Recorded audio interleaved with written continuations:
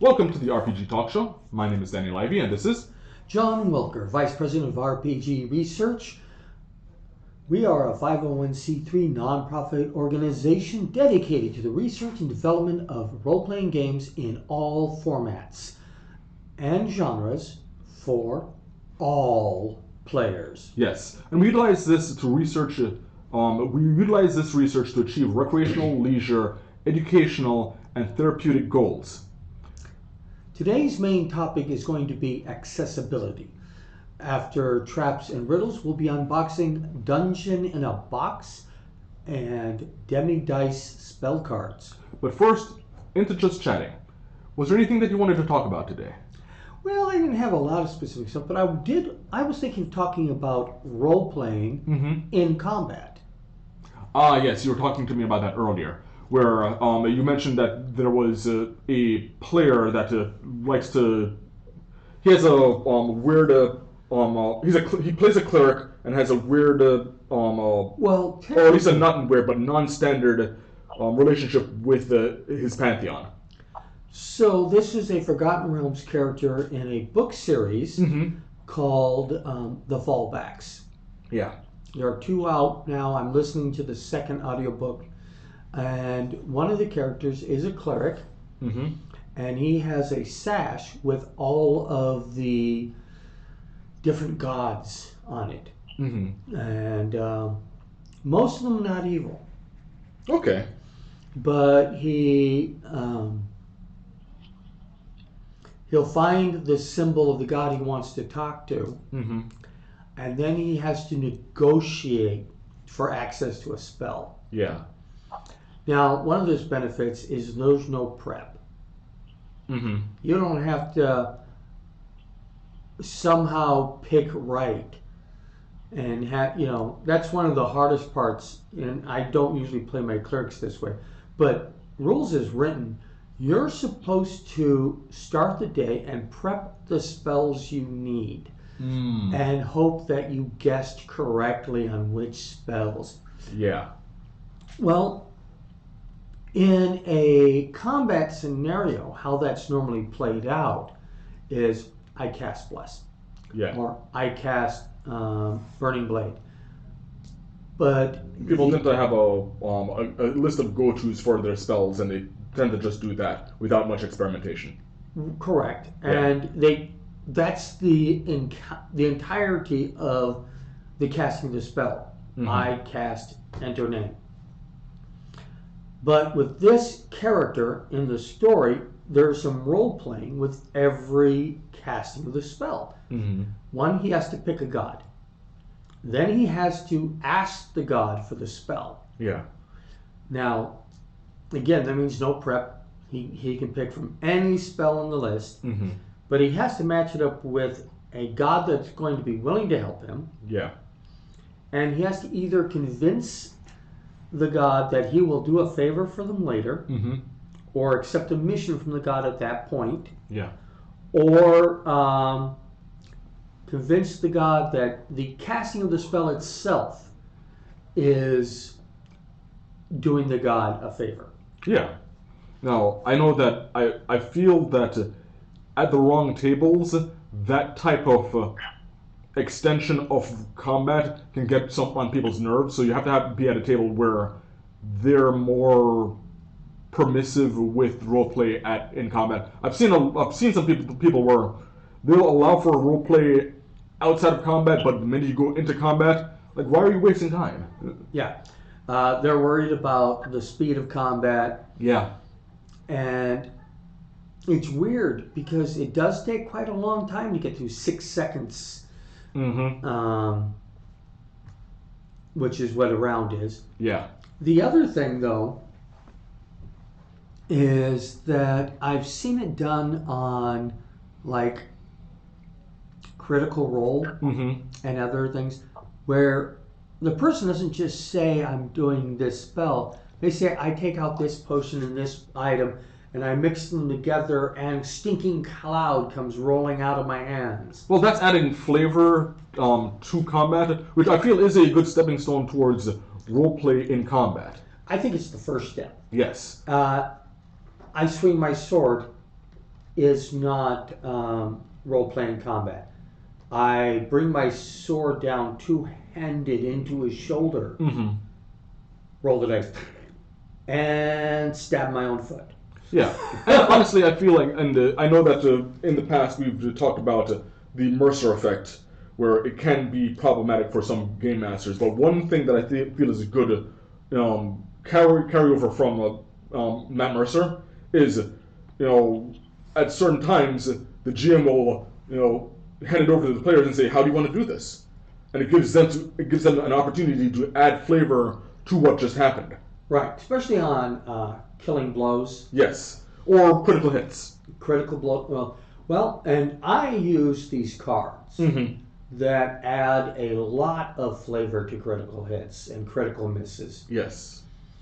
And you can feel free to add more details to it as the player. But it suddenly allows you to get hit locations where it's normally impossible to get hit locations. And it's not called shots. You're not calling a shot to the eye. Oh, I remember called shots, and called shots were could be incredibly disruptive to the game. Right, because you get whenever a beholder shows up, everybody does a called shot to the eye. Yeah. So, for people who are not familiar with called shots are when you say, "I'm making an attack and I'm targeting a specific body part," and it normally comes with a penalty. -4 was the old way. Yeah. Nowadays it would be either -5 or disadvantage. Right. And there is a difference in that, because you do disadvantage and I roll 2 19s or 2 20s. That's still a crit hit, even though it's a much harder shot. Yeah. I'd be tempted to make it a -5. Well, if you make it a -5 and then only roll 1 dice, a critical hit is still it's a 5% chance. Yeah. Instead of the 2.5% chance you get from rolling 2 dice. Makes the critical hit that much harder. Almost makes it impossible. Yeah. But then the -5 means it is much harder to hit that target, because I'm trying to get a crossbow bolt into a vampire's heart, because guess what? Yeah. That's a stake with wings. Right. So I'd probably go start at a -5 and make it worse. So make it -5 or -10. So for example, if I'm trying to perform a tracheotomy at a distance, okay, maybe that's a -10. Well, you can also have, it's a -5, and then you get disadvantage from range or cover. Well, that's one of the reasons why I want a -5, because then you could add disadvantage for incredibly difficult shots as well. Yeah. And the -10 comes in for vampire heart shot. If anything is the size of your fist or lower, then that's a -10. Yeah. If your target, so I'm going to aim for the left eye. Well, that's a -10. That's a tiny target. Yes. That's smaller than your fist. I'm going to aim for his head. That's only a -5. Yeah. And actually, for like trying to target internal organs, I'd probably say, like, does your character have proficiency in medicine? Well, so there's more than just medicine that would do that. Survival. Yeah. I would also give most people the general concept of anatomy. Now, a humanoid's heart, yes. Yeah. Somebody else's heart that's not a humanoid, then you might not know, and you might have to do a Arcana check. Yeah. If they're a fae or something else. Which brings me up to one of the things about people are always asking me, even people who definitely know better. Yeah. They're always asking me, so how does their health look? Which one is hurt the most? And I know that's a strategic thing. Yeah. But I usually says, do you want to make a health check? A medicine check. Mm-hmm. And they immediately say no. Because they want the information without taking the time. Yeah. And some might think it's unreasonable time, but remember, you're taking 6 seconds to try to figure out where the heart is. That's not unreasonable. So, trying to figure out which one of these two people are the most injured, I feel should take you 6 seconds. Now, if I ask, for example, which one's more covered in more blood? Well, this guy here who's got the scratch in the face, the guy that's just blisters and burns, he has no blood showing. Okay. So we got scar and blisters and burns. I'm going to go with the blisters and burns. Yeah. Okay, that's not a, how's his health look? Just like, okay, which one's covered, we've primarily been doing slashing damage? Okay, which one has more open wounds? Right. And if it isn't easy to tell, you can't tell. You'd need a medicine check at that point. Right. Yeah. If it isn't obvious. Other than because that's a nasty word. The other aspects of role-playing in combat. I played characters that talked constantly during the battle. Yeah. So my halfling is always not only talking to his party members, he's talking to the bad guys. Yeah. Like Spider-Man. Constantly taunting them or making comments. Oh, wow, that's a nice hood you got there, cultist. So, bantering. Yeah. Yes. I feel like that's another good stepping stone for role-playing combat where, and you don't have to have it only be in combat. If you're running characters and they just like to banter, there's nothing wrong with that. I think it adds a certain, dimension to certain characters where it's like, yeah, they're constantly bantering. And it could say like, okay, they don't feel like this combat is all that important. They're still talking about, okay, what are we cooking? What are we eating tonight? Or we're in combat. We haven't stopped the conversation. What are we eating tonight? Right. The other thing... you stab the goblin. What do you think about pizza tonight? Listen, Goblin, before I cut your throat, is pineapple okay on a pizza? Yeah, I feel like that'd be interesting. So, those are the things I want to see. I want to see people role-play their spells. Yeah. Add those flavors to their spells and their weapons combat. I want clerics to actually talk to their gods. Yeah. And warlocks to talk to their patrons. People with familiars, give your familiar a personality. Your raven is not a drone. I know. I've been working on trying to find a personality for them.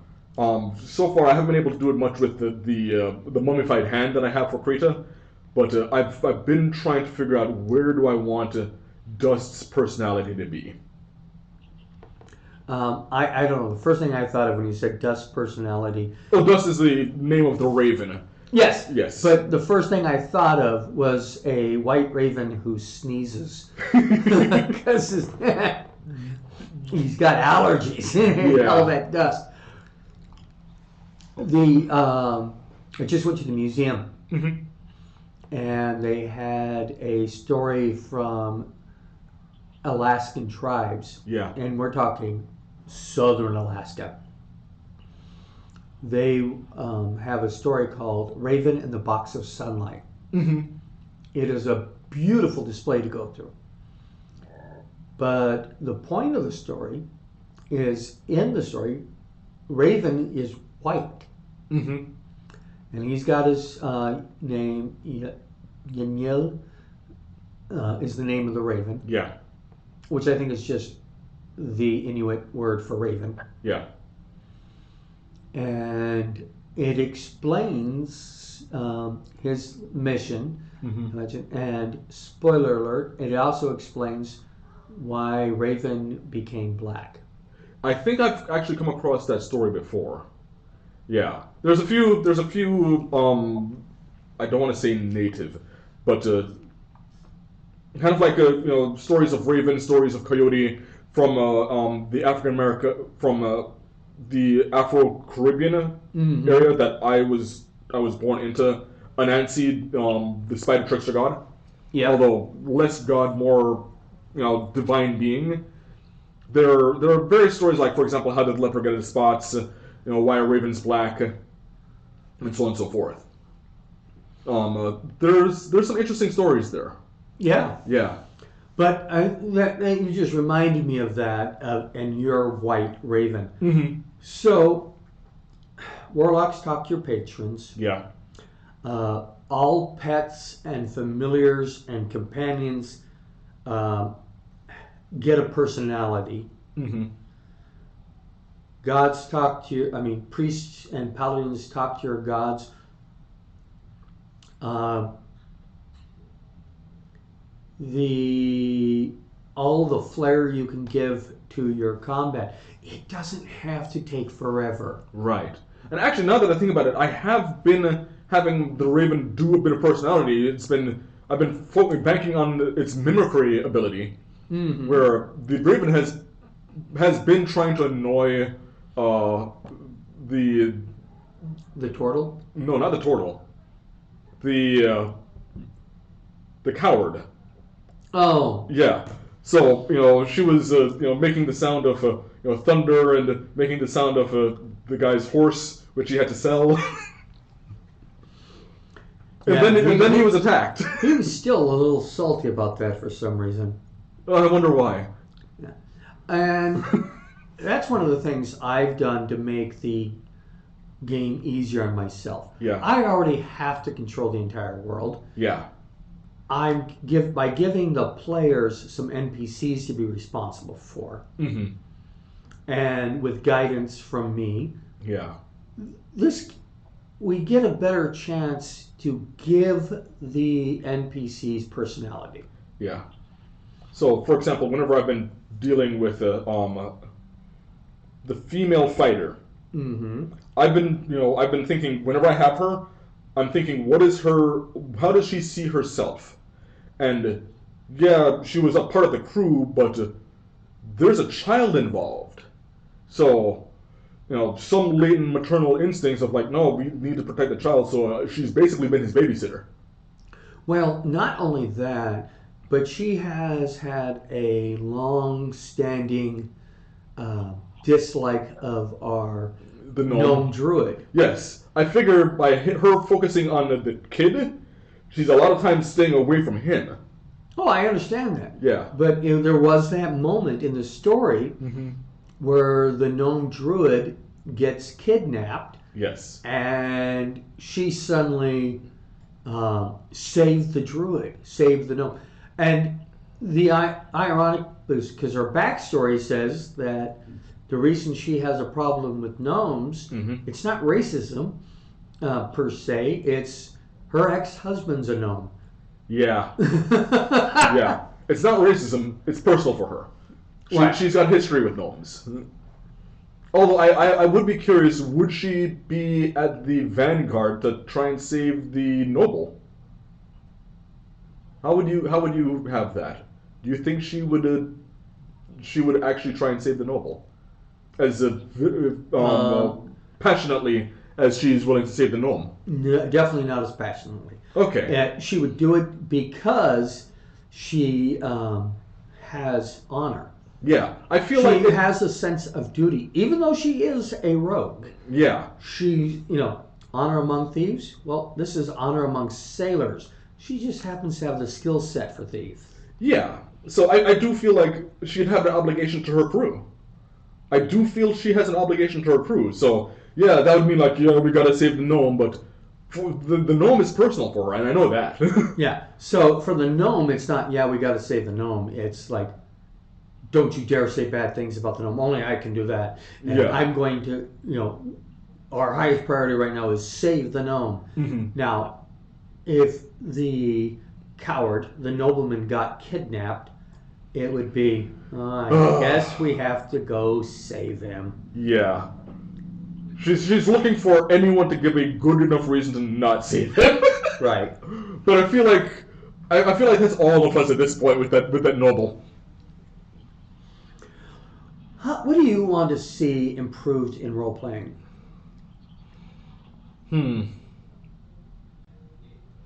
Not necessarily in combat, but I kind of wish, and this isn't just with the group that I'm with now, but it's been a longer thing, where I want to see people actually figure out what their character's motivations are and actively pursue it. Right. That is one thing. Yeah. The book that we use called, what is it? A Life Well Lived. Mm-hmm. I think that's what it's called. And it has campcraft Yeah. in addition to downtime activities. And campcraft gives you something to do during your 8-hour rest. Yeah. And I think those are interesting, but those I found are, oh, here's a mechanic that you can engage with. And engaging with mechanics isn't necessarily playing a character. No, but the selection you use for your engagement should be character driven. Yeah, it should be. Yeah. You shouldn't be a gnome tinker who works on polishing his armor or running a performance. You should be a gnome tinker who works on gnomish things, like making coffee. Well, I mean, I can make an argument for a gnome tinkerer doing the things that you said a gnome tinkerer shouldn't be doing, but only if that's in their character. Right. If they're very fastidious, yeah, I'm a tinkerer, I must polish all my tools, my armor is part of my tools. Everything must be polished, everything must be polished, everything must be polished. Is that a spot there? Yeah. And, so, like you said, it needs to be tied into your character actions. But one of the things we don't see a lot, even with these other rules, is the mechanics. Yeah. Not the mechanics, I'm sorry. Campfire stories. Yeah. We're not seeing where people are discussing what happened during the day before, making plans for the next day. See, here's something, because I think a couple of people have realized that I've been trying to do this in the game that you're running, and my character has a backstory. No one cares to ask. So I've been picking at the rogue to try and get some of their backstory, because it seems like there's something there. And anytime Trusty Jack is there, I'm trying to get behind that as well. I'm trying to niggle away at who the characters are, and I don't get much pushback. The only one that, oddly enough, I feel has the most character is the turtle, because he just puts it all out there. It's safety third. Yeah, safety third. I am an anthropologist by training, but not in my heart. He's an anthropologist by incident. Yeah. If we compare him to different archaeologists. I feel like somebody said he was like an Indiana Jones archaeologist. That's an insult to Indiana Jones. He was. We figured he was more of a Laura Croft type archaeologist, but we found out no, he's more of Digman. Digman? Yeah, it's a new cartoon series. Ah, okay. On Adult Swim. And think of Indiana Jones after he should have retired, and just greedy as hell. Yeah. He's not in it for the right reasons. I suspect Shell became an anthropologist because he barged into that room and couldn't escape until he got that degree. Right. I feel it was entirely by incident. He was trying to study some culture and found out that he actually prefers looting the cultures more than he does learning about them. I wasn't aware that he was a British turtle. Apparently. So yeah, I have been trying to pick at the characters to try and, extract anything of their backstory, but I don't know if they're engaging with that all that much. Yeah. And that is one of those general areas that I think is commonly missed out on in games. Yeah. I see too many games where combat is I swing, roll dice. Yeah. I hit or miss. I do this much damage. Yeah. I see too many NPCs of importance, Yeah. up into including gods, that are only there in name. Mm-hmm. They're not interacted with. My son is in a campaign right now. Yeah. He writes letters to home, Mm-hmm. and the DM literally writes letters back. That's awesome. And hands him a folded up piece of paper with his letter, Mm-hmm. signed by his mom. There's story in there, and we don't have people doing that kind of stuff. Yeah. And here's another thing and I feel, because you're a history buff, and you like, trying to engage with the cultures and whatnot, and something I want to challenge you to do a bit more, which is do more show and less tell. Have the cultures act like their cultures. So, if... Well, admittedly, the Omen things required a lot of telling. Yeah, I understand because that. you aren't interacting with the people. That and the people haven't been around us. So I would love to see, for example, I've told you about my idea of the Polynesian-inspired lizard folk. Right. Where they do ritual cannibalism. I would have, in the middle of combat, like, okay, this one, they've identified that, for example, a particular adversary, they've identified their strength. So they eat that part of them. Like, it isn't just like, oh, I bite your hand off. They're going to bite off the sword arm. Because that's the person's strength. If it's the wizard, well, what part would be that person's intelligent. Right. Where do they think the intelligence is? In the left foot? I don't know. It would have to make sense. Right. But mind you, that's a bit grisly and, with cannibalism and whatnot. But, well, you're now going to meet the actual omens. Soon, yes. Yeah. Ancestors are the ones that you guys have been researching and studying, Mm-hmm. just because those are the places you've been, was their ancient locations. Yeah. And now I'm going to have an opportunity to show, not tell. Yeah. I'm not just going to tell you that they have a zombie master in every village. Mm-hmm. You're going to see the zombies. Yeah. You're going to be asked to eat with them and eat the foods that they have. I will need to do some research on that because Aztec and Mayan cultural meals are a bit different than Tex-Mex. So, we're going to have spicy chocolate. Yes. Yes, I do know some of the Aztec stuff. Yes, you are going to have spicy chocolate. You are going to have flatbread as opposed to tortillas. Now, here's a question, because I know that historically the Aztecs were around at the same time as the Mayans, but it was more of the Aztecs were in power and the Mayans were slaves. Are we going to be encountering that? Show, not tell. Okay. Okay. Fair answer. Fair answer. You have a primer that you've all been given, and I need to go over that again. I have read it before, though. Yeah. And these, yes, it's homework for the players to do, to read up on the cultures they're going to be dealing with, but there is a baseline of what do you already know. And I find that is a mistake to some game masters go through the process of, you're a stranger in a strange land, you don't know how money works, or you don't know what common monsters are. I've heard the complaint about trolls. Yeah. You shouldn't know to use fire. Are you kidding?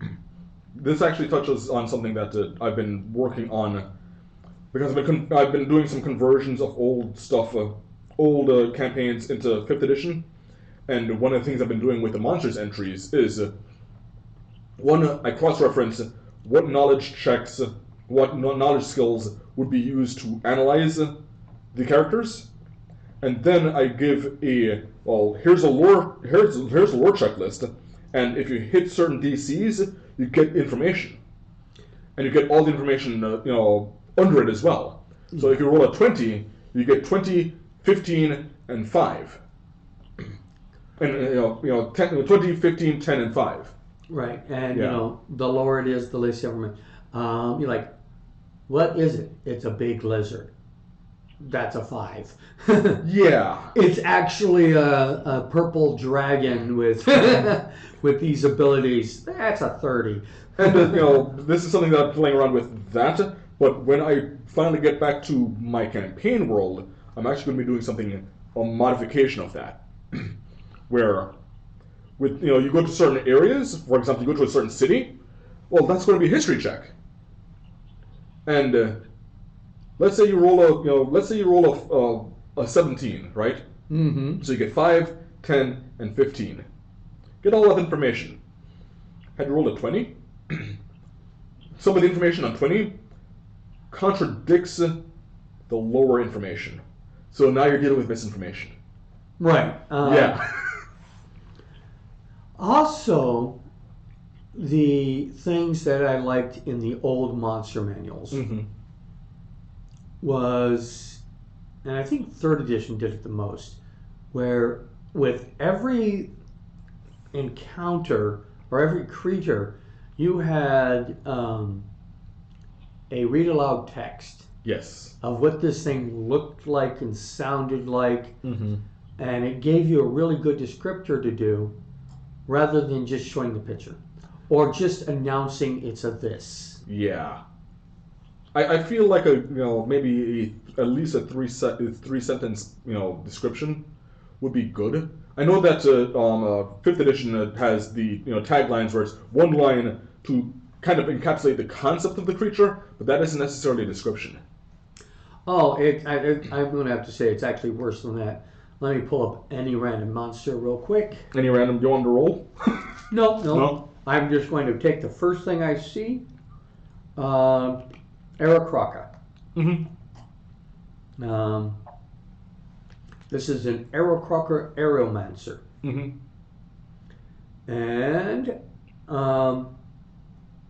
here's the complete the description here. Aerocroca are bird-like folks who soar the skies, countless worlds, in the endless expanse of the elemental plane of air. They often resemble avians common to the lands they dwell. Some resemble hawks or condors, while others appear similar to hummingbirds or Archaeopteryxes, which I don't know. Archaeopteryx. Okay. In many lands are crocodile heroic. So that's not a great description of what one looks like. From that thing, you wouldn't know that an Aerocroca has wings and arms. Yeah. That it has a bird-like head, a humanoid torso with long bird-like legs and wings coming from the back shoulders. Yeah.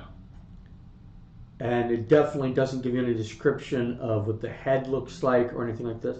I have a mini for an Aerocroca pirate, and it is a parrot, of course. Yeah. I also feel, and this is me just trying to push the creative bounds. Like, okay, we're dealing with Aerocroca, which are basically bird people. Which is okay. What are the common birds that you're expecting? You've got your hawks, your eagles. You can even like it's a raptors. Pigeon. Yeah, raptors. Oh, there's a pigeon Aerocroca. What happens if you decide that my Aerocroca is a penguin? Then he doesn't fly. But he gets a swim speed. Okay, here's one for you. I'm playing a monk Aerocroca. Very fast. The bird is a cassowary. Yes, that's terrifying. That's terrifying.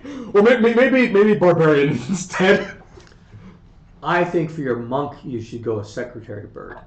Yeah, the secretary bird I can see. Yeah, either that or ostrich. Yeah. Because it kicks on an ostrich, just put a hole through your chest. So, and these descriptors are like, all right, I'm John. I'm playing Eric. I'm a paladin. Human. That's it. Oh, okay. Or I can tell you what do I look like? What am I wearing? Maybe give you a hint of a personality. And I see that in descriptions. Some people. So, tell us about your character. My character's name is Bob. Yeah. So, I'm. This is not one of my characters, but I absolutely love her. My wife, I feel, has some very interesting characters. So she has one that I wish I could play alongside more. She has a drow paladin. Okay. Her name is Dawn. And she has the personality of, she will, she has a mother complex where she doesn't have children, but she wishes she did. So she adopts everyone. Everyone's her kid. And the reason why she's called Dawn is, you'll see her, you will see her armor before you see her, because she's coming up the horizon, and it just reflects like a disco ball. Like, oh, dear God, it's like a second sunrise. Yeah, that's strange that you say that, because my wife also makes better characters than most anybody I know of. Her characters are definitely not one note. Right. She created, basically turned out to be my son. Yeah, before your son was born. Yep. Stomp, who is an autistic half giant, or now a half autistic Goliath, is the 5th edition version of it. Yeah. Basically a 7-year-old trapped into an adult's body.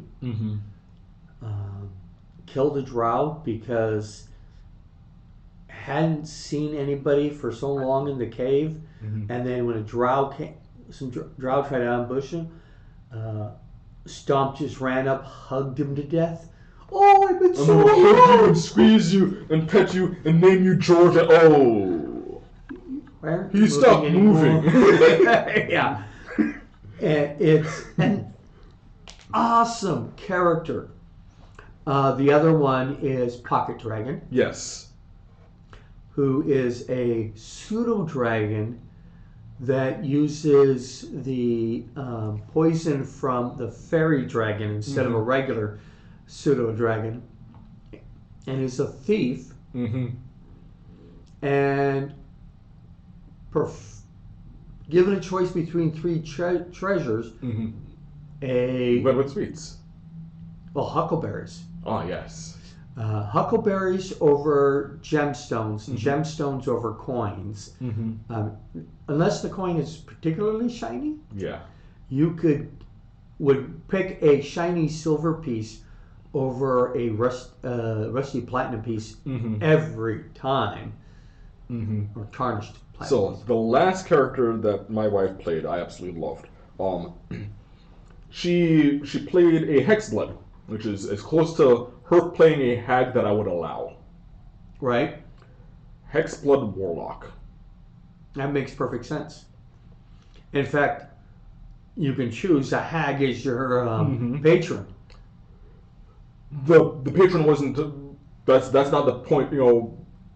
Well, technically, she did have a hag as her patron. She specifically had Tasha as her patron. Oh, perfect. Yes, but the relationship she had with her patron was particular. It wasn't, oh, she's playing a hag. No, she was playing a human resources officer. She was playing HR. And had the personality of the discontented retail employee. Where she's just here to make the paycheck. Oh, she has to go on this adventure because her boss told her she has to. Was it you or Matt who played a representative from OSHA? I've played the OSHA rep. Yeah. So, quick story. In BFRPG, this is for the audience. You were there when you saw this train wreck. Yeah. In BFRPG, we have a couple of beginner adventures, and one of them is Gold in the Hills. Yes. Where you're sent to investigate a mine that was supposed to have run dry, and now it's infested with goblins. So if you go in there and you just storm in, it is very easy to get overrun with the goblins and die. I've run it multiple times. I've seen people rush in headstrong and are suddenly aware that we're not pacing things for them. If you run into the swarm of goblins, you're now against the swarm of goblins. I went into that with a clipboard. Yeah. And basically said, I'm not here to stop the mine, but I'm with OSHA. What's OSHA? Glad you asked. We're trying to check the safety of this mine. So the guards, who are drunk, that's above my pay grade. Who's your boss? Go get the boss. Got the goblin boss. Explain everything to the goblin boss. Like, oh, you need to see the people who own this area, but why don't we, and while we're talking about who's above them, so how's the working conditions here? Okay? And Getting plenty of breaks. Are you getting plenty of breaks? And basically, I unionize the goblins against the hobgoblins, and then got a tour of the facility because I'm an OSHA representative, and pointing out everything. And while I'm pointing out everything that this is wrong and that is wrong, and are you using that machine? It's broken down. That was an elevator, by the way. Yeah. And every time they're like, "Oh, I need to go find this is above my pay grade. Let me go get to my boss." That was a common pattern of this is above my pay grade. Let me get my boss. While they're gone, unionize. And basically, we turned the entire goblin tribe against the hobgoblins. And when it came down to it, it's like, okay, the hobgoblins were planning on trying to take over the town.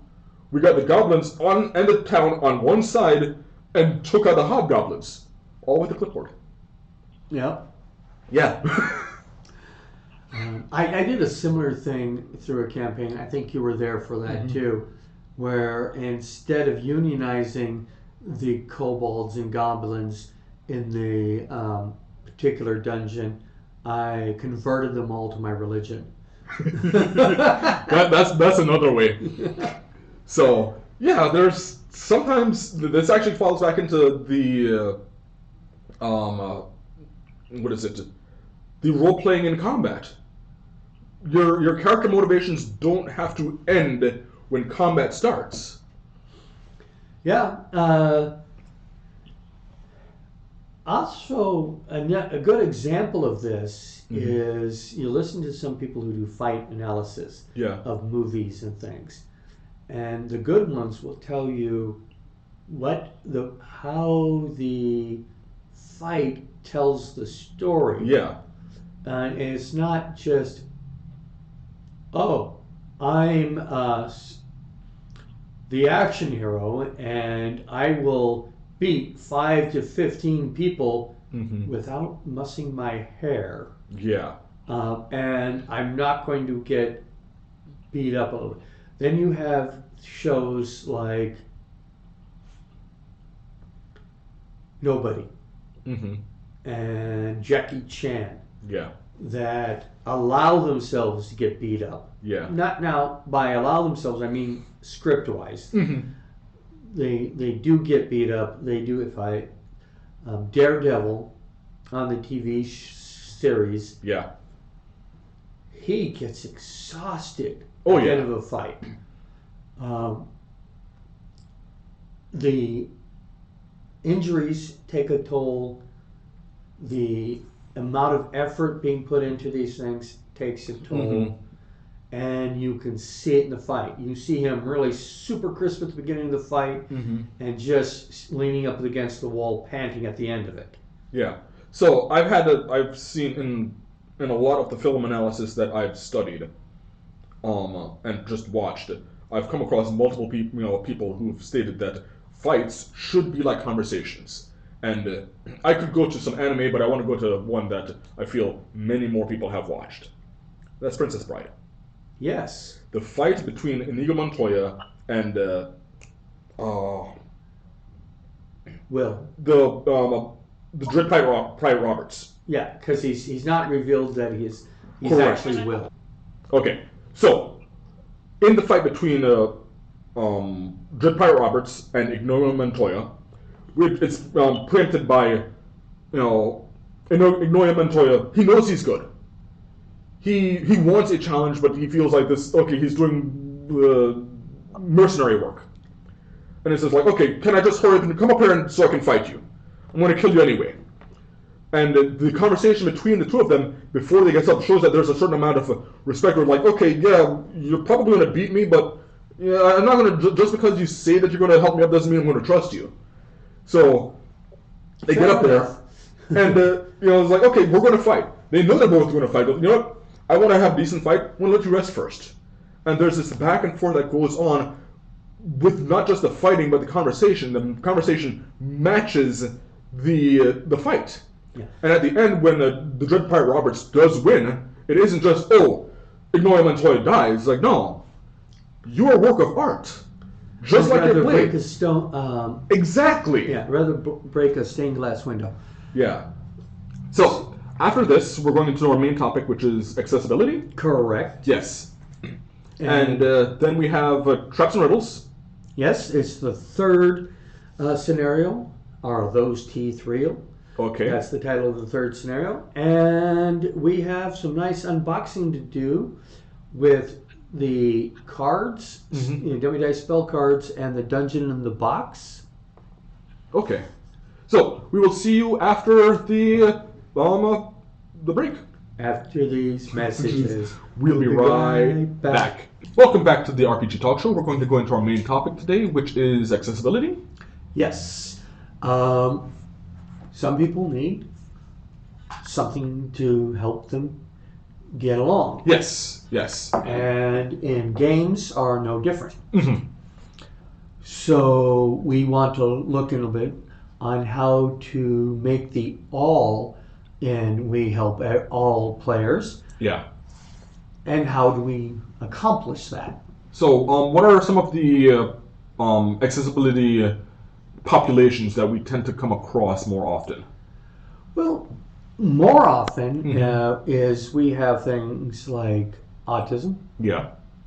People have social challenges. Yes. Are one of our largest groups. Mm-hmm.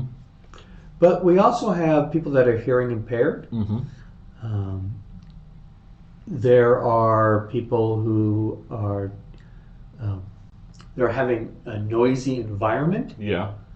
Or they're deaf, hard of hearing, and might need to use ASL or some other ways of accessing it. Round or square tables, not rectangular, so that everybody's equal distance from each other with good lighting, visual aids. Oh, that's for ASL. That's something that we've actually come across.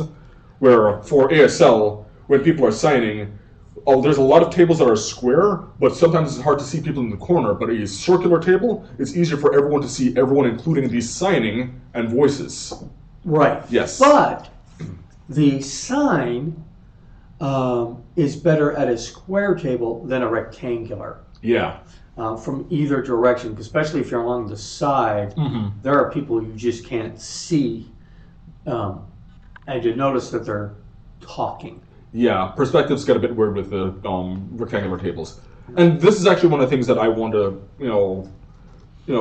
touch upon before we get much deeper into it, because I feel a lot of people when they think of accessibility, that we're bending over backwards to try and accommodate people, and sometimes the accessibility things aren't really all that complex.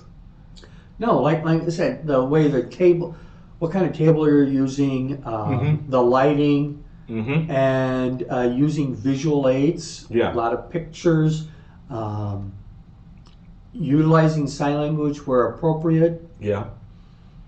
I tried for Gen Con to get a volunteer to conduct ASL games.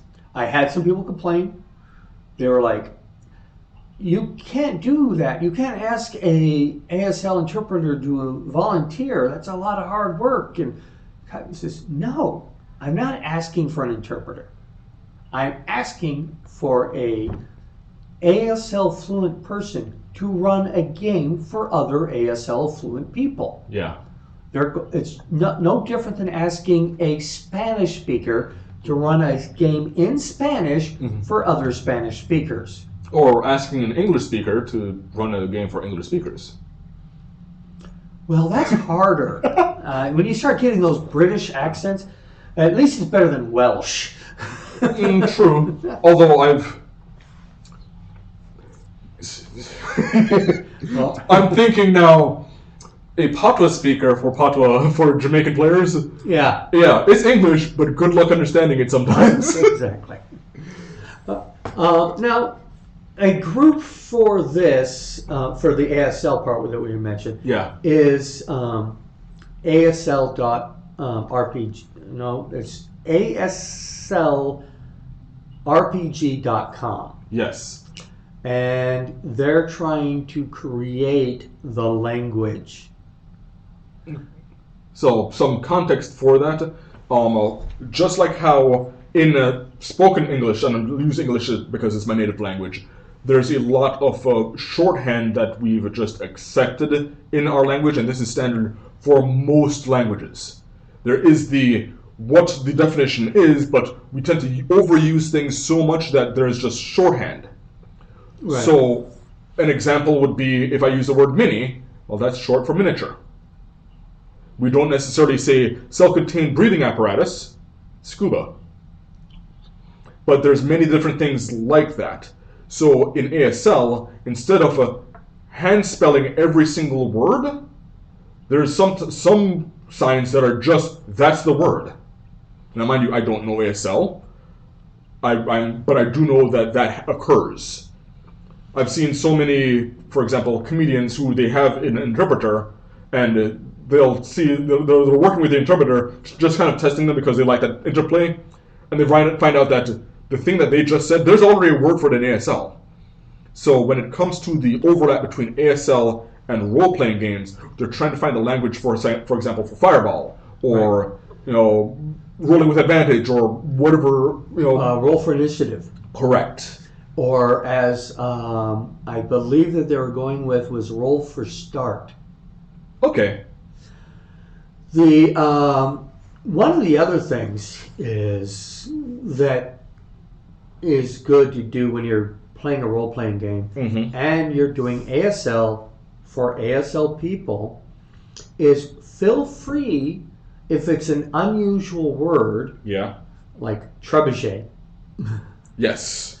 So I'm going to make up a symbol for trebuchet right now. But the first thing I do is I spell it out. Yes. And I'm not going to do all the spelling, but You're more fluent than me, and it seems like you're still a bit rusty as well. Oh, no, it's not a rusty thing. I just don't want to spell that long word. Yeah. But so I spell out the word trebuchet. Yeah. And then I do this. I'd go. Well, that's too big. So I want to make my trebuchet. Okay. And I just made that up. But I spell the word and then show the symbol. Yes.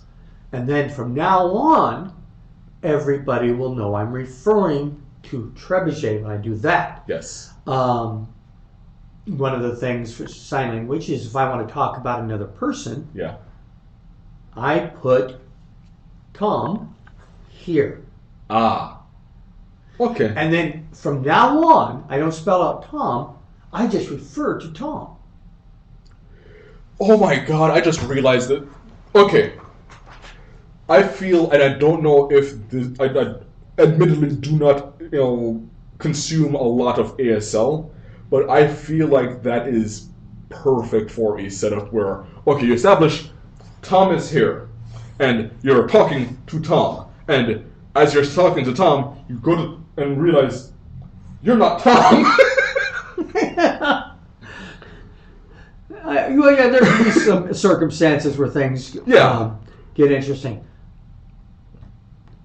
But ASL, I think, is one of the hardest things to accommodate for. Yes. Because unless you are an ASL speaker, you have to have a translator. Yeah, it is a separate language. And the translators are not cheap.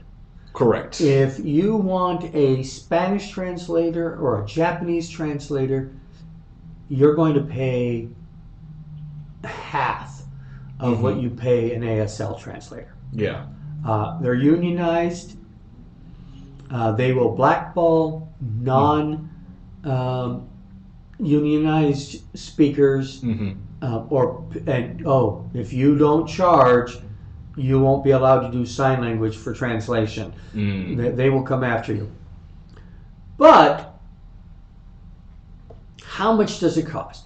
Well, you need a minimum of 2. Yeah. Because they have to have breaks. Yeah. 3 is preferred. When we looked at our budget for Spokon, there was the amount it would cost to run the entire convention. That price was less than what it would cost to have the ASL translators. Wow. That well, mind you, I'm assuming that the cost of running an entire convention can get pretty high. Yes. But I'm not going to say that they aren't worth it because, I mean, I don't know ASL. Right. I do feel like more people should know it. But, I think that's getting into another conversation. And the worst attitude that I've gotten as far as ASL translators are, if you can't afford to run a convention with ASL translators, you shouldn't be running a convention. That only cuts out every non-profit convention in the world. Yeah. So I want to get past just ASL because they are not the only. Yes, please. That for accessibility. So when it comes to blind, there's, for example, the use of Braille, and I know that Dots RPG, which Hawk is a part of as well, they've been trying to make Braille dice. Oh no, they're not trying. They're successfully making Braille dice. And they're started actually coming out with metal Braille dice. Oh, nice.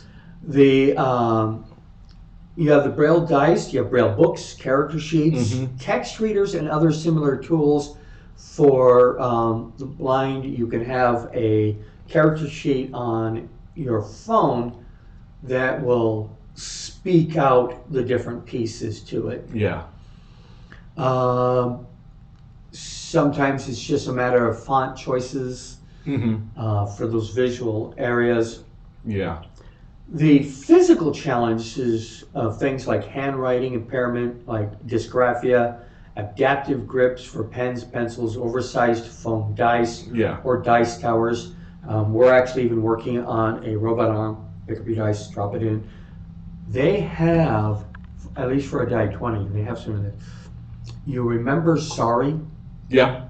You had to hit that bubble. I think that would work if you could, get one that's modular, where you can choose which dice are supposed to be in there. That pop thing to roll the dice, I think, would be quite useful for accessibility. Yeah. Currently, I've seen a die 21. I've seen ones with die 6s in there. Yeah. But a full collection I haven't yet seen.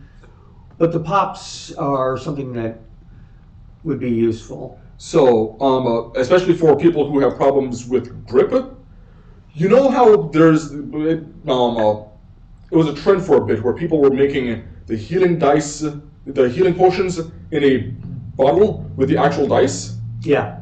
An argument could be made that just having the dice in there and they shake that up as opposed to trying to have something smaller, that could be an accessibility option. One of the things I've used is a combination of 2 commonly used items, but not rarely used together. You take a dice cup, and if they can pick up the cup, they might be able to dump it into the tower. Exactly. So there are different things for that. We have had also grip challenges in LARP, where we have to tape a weapon to somebody's hand. Yeah. Or this was actually before I joined with RPG Research. Yes. Yes. We were working with, Muscular dystrophy, I believe. it was muscular dystrophy. We went to a camp. Mm-hmm. We created a LARP for them, padded weapons, cardboard shields, and lances and things like that. We also ran a tabletop version of the same story. Yeah.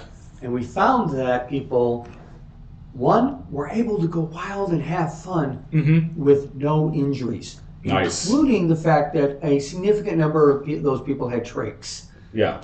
And were in wheelchairs. But I will tell you, there's not much scarier than an 800-pound wheelchair with the client and everything in it come charging down at you with a lance. There is one thing more scary than that. A phalanx. Of them. Yes. You get that V formation coming at you with all the lances out. You immediately decide that getting out of the way is your best option. So kind of like a modern-day cavalry charge. Oh, exactly. It's kind of like it's the horses war weapons. Mm-hmm. Yeah. And of course, the lance there. Mm-hmm. Now, we speaking of that, that brings us right to our mobility impairments. Yes. Now, that could be wheelchair accessible facilities and tables. Yeah. So basically making sure that the tables that you're using have enough space underneath for them to roll up. Because some tables, especially like the Costco tables, there isn't much space underneath for the wheelchairs. So an easy way is you can get risers. Yeah. And we have done this before. You put the little box thing there, which has got a dip in there so the wheels or the legs don't slide off. Yeah. And you raise up the table on these little boxes. It's normally like 2 or 3 inches. Depending. Yeah. I think our current set that we were using were 6 inches. Mm-hmm. It all depends on the table that you're trying to raise up. Yeah. And for who you're trying to raise up and why. The one we were using 6 inches, you had to sit on a stool to be actually accessed for. But yeah, we've used smaller ones to make them wheelchair accessible, or you can just get a table that's of the correct height. We actually have a wonderful tool, and if I had thought about it, I would have brought it with me. I got this set. It's called Human Body or Human Works. Oh yes, the Body Works, I believe. Yeah, Body Works. That's what it's called. And I've been meaning to steal that.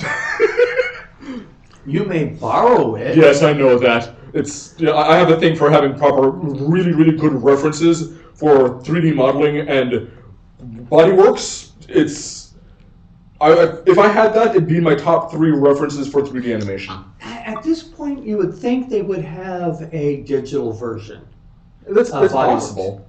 But ours is the old-fashioned algorithm, and you roll the dial to get the right height of your client, and then it tells you how far everything should be to reach, and it gives you all your ergonomics. Yeah. And it's for everything from an office space to a car to and it goes into how to make it accessible for wheelchairs or people with different needs. Yeah. So I also wanted to bring this up because, oddly enough, on TikTok I have an account. Not many videos there, but I do comment a lot on people's videos. And there is a creator. She goes by the name of Defiant Cupcake, and she's currently recovering from chemotherapy. Okay. But she had a video not too long ago where she mentioned that she has something called maladaptive daydreaming. Oh. Yes. And she was asking, does anyone else have something like that? And she had a description of what maladaptive daydreaming is. And I do kind of understand where she's coming from, because I could remember in my early childhood, I had some instances of that. But I took that time to point out that one of the useful terms that she would probably be interested in is aphantasia. And aphantasia is something that we work with a lot here at RPG Research. So aphantasia specifically is what is your the inability for someone to visualize pictures in their head. Right. And it isn't just on and off, it comes in gradations. And one of the things that we found is, one, there's already a bunch of adaptive tools for that. If you have battle maps and minis, that's an adaptive tool for aphantasia, first of all. Right. Yes. Illustrations. Yes. Also, using all your senses in your descriptions, because while they won't remember what an apple looks like, they can't pull that image up in their head. Yeah. They can remember the smell. Right. And one of the things that we found, especially with a lot of the adaptive stuff, is we may be trying to help one group, but it turns out by helping one group, you help a whole bunch of other people as well. So, for example, and you've seen me doing this, where I don't always have a battle map with me. I very much like running Mind's Eye Theater. Yep, Theater of the Mind. Theater of the Mind. Mind's Eye Theater is copyrighted. Yes, it is. So I try You're going to get your neck bit for that one. Oh, I have played Vampire the Masquerade. So, I've been working on, invoking other senses. And a few years back, when I was running Tyranny of Dragons, there was a character, a villain, that he was only supposed to really show up twice before more important villains showed up. But the players loved him so much, I kept on bringing him back. And it was a blue, not dragonborn, but half dragon. Okay. Who, at the end of the first chapter, challenges one of the players to a duel. And because this character is lawful, yeah, he wants to kill them in an honorable duel, but he wants to make sure that he wants a one-on-one. Right. And he ended up fighting the Bard, which you'd think, okay, that's not a fair fight. Except the Bard kept on doing vicious mockery, and he kept on missing his saving throw. His saving throw and missing his attack. So eventually, he gets frustrated, calls it a draw, and leaves. But in that fight, talking about role-playing in combat, I had the Bard describing what the insults are. And one that was particularly nasty was she mentioned that his scales, they don't luster like he thinks they do. So that really got under his scales. The next time he shows up, well, he's been buffing his scales with lavender. And every single time I had him show up, before he shows up, yeah, you guys smell lavender in the air. And I cue them like, oh, he's back! Our favorite guy's back! He's lavender and he's insecure! There's a post, I think it was a TikTok post. TikTok. Nah. No. It's TikTok. It's TikTok. Anyways, this TikTok post was a script. Yeah. So a line comes across, you read it, next line comes across. Mm-hmm. It doesn't. So they make it kind of a video instead of just a post of words. Yes. But it was like, I got an idea. I will tell you what my vicious mockery is, and you tell me what dice to roll based on how vicious it is. Oh. Mm-hmm. And he goes, okay. And the vicious mockery was, none of your best friends consider you theirs. That's save versus death. Right. Yeah. Well, no, it wasn't. Says no. He didn't say this. He goes, well, what do I roll? He dies. He dies. Yes. Now everybody else make a wisdom save. Yeah, there's some particularly nasty. And mind you, that also gets into the do you role play based off of the role, or do you get the role based off of the role play? And I understand that's depending. For some people, they can do the role play, but they can't necessarily. Maybe they have bad juju like me, and their dice rolls always suck. But I've seen some people where I can't just think off the fly like that. It's like, okay, that's fine, just roll. And depending on that, maybe we can, at the table, brainstorm what was that insult.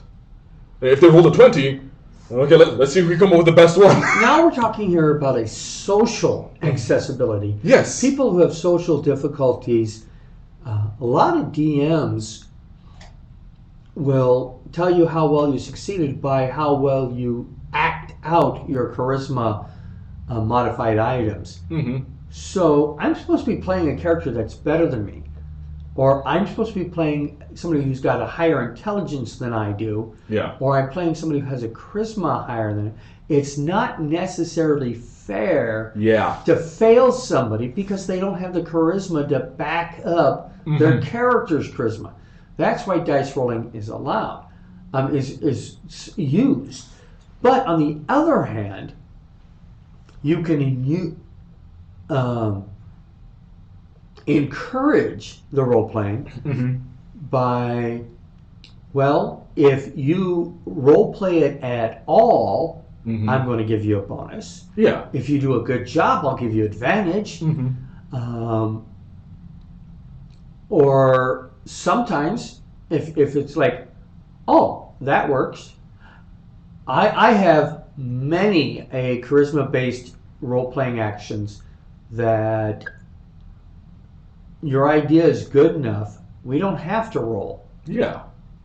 So, and it's unfair to, and I feel like charisma is kind of the main, sticking point with this. I've seen it with charisma and then intelligence, where I don't necessarily know how to play a intelligent character. Although for me, sometimes I'm overthinking, so it's hard for me to play a really low intelligence character. But I've seen more often with charisma, they want to see the acting, and I feel like there's at times not everyone's a voice actor, not everyone's a thespian, not everyone has experience in acting. I mean, I know that you have experience being on theater, and although I say that I was in animation, but I took improv classes as well for animation. I had to push through that barrier, and for me, it felt like a physical barrier of expressing myself that way. My biggest challenge is if somebody, as the game master, would actually expect me to sing as the bard. Well, then I fail as a bard. I can't sing. Right. But you know what I can do? I can act and dance. Yes. And tell stories. And a little bit of drumming. But now they have a dancing bard. Yes. Where singing doesn't have to be. The only problem is the background that you have to take for a bard. The most, the entertainment one. All it does, the main thing it does, is it gives me 100 instruments to be. Well, and I'm trying to play a character that doesn't use instruments, except for maybe ocarina. No, what are these things? Yeah, yeah. I'm bad with instruments, but you don't have to have entertainer as a background for bards. It could be sailor background with the bard and dancer. They're just just because that is very common doesn't mean that you have to go with it. You know what? A more logical one, especially for dancer, is a noble. Yeah, noble would be very useful. Well, very common as well. You can do your own adaptations, but we're getting off track. Yes, we are. So back to accessibility. Yeah, any other populations that we often come across or sometimes are overlooked? Talking about things like Braille dice and stuff like that, but reading considerations, dyslexia, you need adaptive text or fonts, try to stick to sans serif, avoid watermark or art behind the text. So I want to explain that one. So with dyslexia, a lot of times they're trying to read and they're having problems focusing. And there's certain things that can cause problems with that. So one, having a background image behind the text sometimes muddies it for them. So we experienced that, for example, with Danielle. It muddies it for people who don't have dyslexia. Right. Also, with some people with dyslexia, they have problems figuring out what specific letters are. So these serifs, and that's a little, dangly bits on some of the fancier letters. So, for example, if you take a look at Times New Roman, they have the serifs on there. That can throw them off as well. Honestly, if you want a good example, if I write a lowercase l and an uppercase and the number 1 in handwriting, if I do 1L, will you be able to tell which one's the 1, which one's the L? It can be that confusing. So No. 1 Li. 1 Li. The L one. Capital I, LL1. Good luck finding, it can be that confusing for them, and imagine that for so many letters. I mean, we already have, is that an O or a 0? I can't tell anymore. And having the serifs can sometimes confuse that. So having distinctive letters, and I know that some people have said, there's a specific fonts for dyslexia. And what we found is in RPG research is that those fonts don't always work. Right. Also, there's something to be said for the colors, the background color that helps with the dyslexia, and using symbols. Yes. Helps a lot. We have a dyslexia-friendly character sheet where the hit points are a heart, your armor class is a shield. Yeah. Your attack is a sword. They got the things there to give you a visual representation as well for those adaptive lettering. There has been very bad uses of, let's do a comic book. Yeah. We've always talked about a particular role-playing game. Dresden Files, by the way. Yeah. That's the one where we take a look at one of the versions of the Dresden File RPG, and it's horrible it's hard to read. But you said comic books. Comic books. There is an Arkham Asylum. I don't remember the actual title of it. Yeah. It has to be Arkham Asylum, One Bad Day, or whatever, something underneath. I think it's just Asylum. It might be. Yeah. And Joker's on the cover. Very much. And you know exactly what I'm talking about. I know which one it is. It's artistically gorgeous. Yes. Readability atrocious. Yes. The lettering on that cover might as well be a death metal cover. Where it's But that's the most readable part. Yeah, it's a title, and I can't read it. It's and I'm making fun of death metal because so many of the bands were, a lot of the jokes that I've seen is you can tell if a death metal band is good if you can't read the name of the band. Right. It just looks like a bunch of shreds. The script wasn't just read left to right. It was done circular. It was. Oh, jeez. There were parts where you don't have actual. You know what this is called? Little windows for each of the panels. Yeah. So you go from one panel to another, and you go from left to right, unless you're Japanese, and it's right to left. Yeah. But. Well, actually, if you're the writer of Japanese. Anyways, the point is, it's not those kind of orders. They can be whirling down to the reader. So here starts the word, it comes down, and you follow it until you get to the person who's talking. Yeah. Instead of a bubble. You have things where literally the whole page was one big spiral of reading. And I have to say, as someone who has dabbled quite a bit with the comic books and have studied in that whole readability is big. The amount of times I've seen, especially with the up and coming. You shouldn't have to work that hard. Okay, so for American Western comics, left to right, top to bottom, that's standard. There are artists who can get away from that. but they have things on the page that guide the eye. But it's a lot more technical and a lot more subtle. So, for example, if I'm trying to do a spiral, I'm going to have one character talking, and you're going to follow that character as he goes through the actions. I'm following the action of this character, and he just happens to be moving around the spiral, and as he's moving around the spiral, his voice goes along with him. So you've got something to track, as opposed to trying to figure out, where's my eye supposed to go next? Right. Yeah. I have literally seen panels where they had arrows. Go here. I've seen down that. here, up there, around over here. I've seen that. I don't now like turn that. the page. I don't like it when they do that because it's like, okay, yeah, do it that way, but it's not. It's artificial. It feels artificial, yeah. Yeah. As opposed to having, there is a way to actually guide the eyes in art.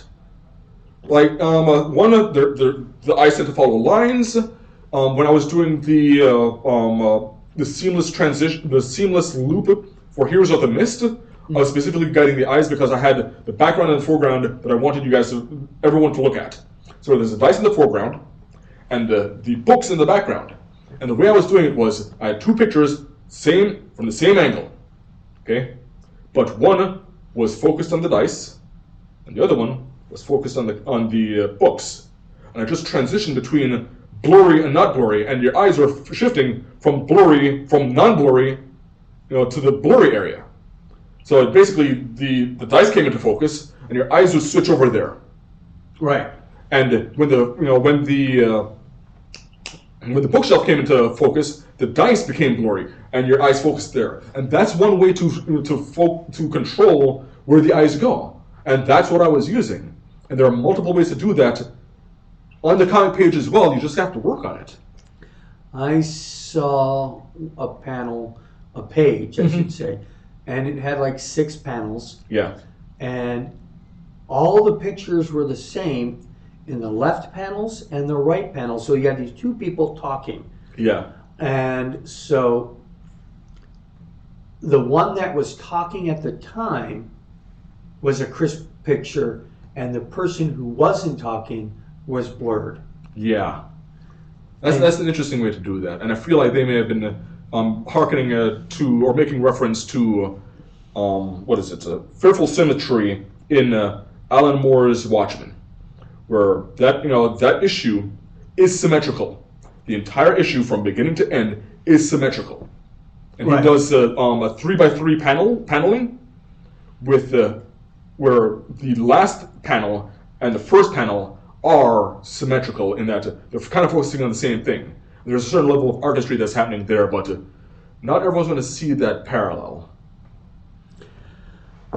So along with using larger fonts, using high contrast. Oh, by the way, I want to point out with the high contrast, we can talk about, okay, black on white, but don't do white on black. That one, it may be high contrast, but it is a pain to look at. We found that with the Star Trek role-playing game. Oh gosh, Star Trek had much hard to read. It was artistically correct. Mm-hmm. It looked like the computer screens. It was accurate to the Star Trek lore, but it was nearly impossible to read. I feel like Star Trek would have printed in black and white, as opposed to, black on white as opposed to white on black. Yeah. It's kind of like the difference between... The white on black was supposed to represent a computer screen. Right, but what did they do in the real computer screens back then? Well, sometimes it's backlit, but sometimes there's like night mode, which a lot of people prefer night mode, but the book wasn't in night mode, it was a book. Right. Yeah. But the point was, original computer screens were green on black. Yeah. Not necessarily white on black. Mm-hmm. Because the green on black was much more easy to read. Yeah. Yeah. Give me just a moment. Okay. Time? You have 4 minutes. Okay, about 4 minutes. Okay, back. Yeah. The last thing for our accessibility populations were different languages and cultural considerations. Mm-hmm. Now, some of this may have to be with travel, Yeah. Some accessibility for, we can't be in the same part of the continent as each other or even in the same continent. So we can make accessibility with computers and cameras and microphones. I've run so many games where half the party is at the table and the other half is calling in. So what you're saying is people choosing to run their games over Discord could be an accessibility option? Yes. Yeah. So, I mean, there are people that can't get out of the house. Yeah. And having a way to meet up with other people and play a game of Dungeons and Dragons or Call of Cthulhu or whatever. One of the best games for an online game is The Darkest House. It was designed for everybody to be meeting online. Okay. And it's not just a... You use a program like Zoom. Yeah. But this integrates within that where you got your sound effects, the images that are being shown, and it was designed to be played over the computer. Yeah. And therefore it works better than a game that was designed to be played in person but having to be done on the computer. And vice versa, actually, because The Darkest House has a print version. It doesn't quite work as well as what the original medium it was intended for. But we can do it. And that's something that I've come across, and I know this is a bit of a tangent, but we go on tangents sometimes, where when you transfer one concept to a different medium, you lose certain things. And this is something that I've seen, for example, Alan Moore complain about, where he's watching, for example, them trying to do they're trying to translate the medium of comic books to movies, and you don't always get that. You don't always get the things that are happening in comic books to work well in movies. You have to work with what movies have. And same thing, if you're dealing with the medium of online Zoom meetings, for example, it isn't going to be the same as you and me at the same table. I have definitely noticed a difference for like online. There is play-by-post. Yeah. Or chat room role-playing. And, I'm old. We used to do chat room role-playing games. I have 2 words for you. What's that? Gaia Online. Well, yes, exactly. Yeah. I was on Gaia Online. Do not look me up. So, after this, we have Traps and Riddles. We definitely do. We are doing the Challenge of Champions. And this time, I have a special setup because I didn't get the quite visual kick out of just showing you guys a picture of the map. Okay. Okay, I'm looking forward to that. And after that, we've got unboxing. And I believe I'm seeing at least 2 or 3 items, but depending on how things go, we'll only get through 2 of them, maybe? Well, we're planning on 2, but I have a third one that if we don't get to it, it will definitely be next week's unboxing. Okay, so we'll see that after the jump. Okay. After these messages, we'll be right back. Welcome back to the RPG Talk Show. We're going to go into traps and riddles, and I've got a setup in front of me. Yes, this is from Challenge of Champions 4. By Jonathan M. Richards, artwork by Kyle Hunter, cartography by Kyle Hunter. The maps, the 3D map and the characters are by me and my wife. Now, if you guys remember, we talked about the paper golems. Yes. So those are paper golem minis. Yes. Now, you chose these out from my characters. I've been a bit pulled thin this last week, but I think you chose some interesting ones. So I'm going to go ahead and do some introductions. Well, give me a second to tell the people what we're going to play. Yes. And what the rules are. Okay. I'll make it really rapidly fast. If you can't keep up with me, just slow down the feedback. The recording just talk speed. slower. Yeah, just do the recording speed slower. But anyways, the cartographer was Kyle Hunter. This was from Dungeon Magazine, March, April 2002, issue number 99, volume 16, number 1. Each Challenge of Champions is a series of 10 scenarios designed to test the leadership, adaptability, and cohesion of the adventuring group. The scenarios are of equal difficulty to everyone, regardless of level. The rules are as follows. Team members must wear regular clothing only. Any weapons, armor, gear, or magic items needed for the scenario will be provided. Spellcasters can have no spells memorized or prepared. All spells used in the contest are cast through rings of spell storing or other magical device, as this allows the spells to be cast at the same level and negate any advantage the high-level casters have over lower-level ones. Familiars or magic companions are not allowed in the contest. A new rule is a hint can be given for half points. So maximum points for each scenario is 40. He can get a maximum of 20 if he asks for a hint. The team will have 15 real minutes to accomplish each scenario. Any game ruling needed will use the core 2024 Dungeons & Dragons rule set. Daniel? Yes. Introduce your characters. Okay, so I have first our champion fighter. His name is Michael Wild Dog Sirleon, and will be represented by this mini. Let's see if we can focus. Come on, focus. Focus. There. And can I put him anywhere? Yes. Okay, I'm going to put him here. Then we have Joannie the Firehearted. By the way, it does matter in this scenario that first mini is number 1. Yes. And this mini is number 2. I will put her here. And she was an evoker wizard.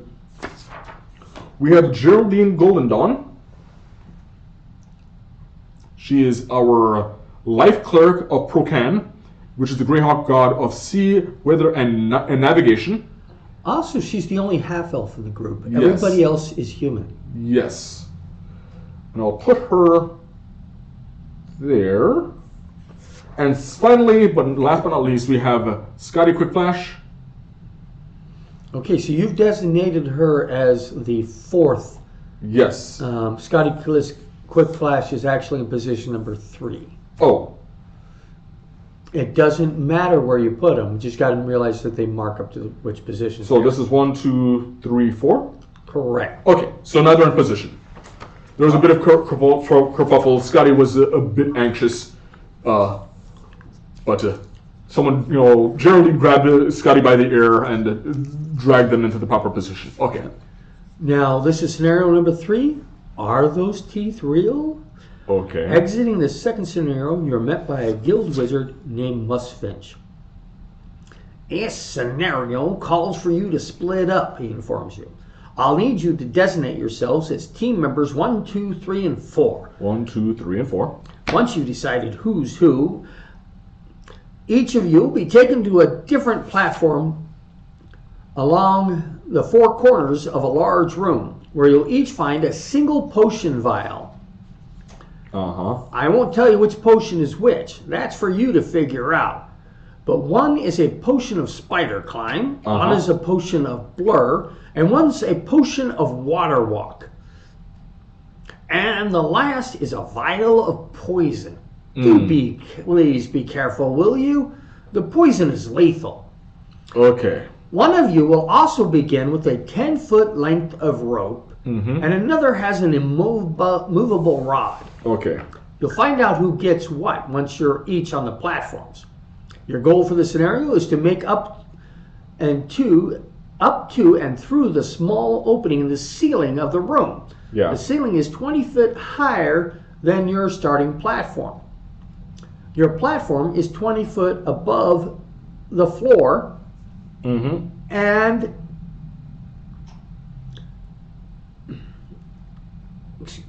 with good reason. There's a nasty, gibbering mouther with snapping teeth lurking down there.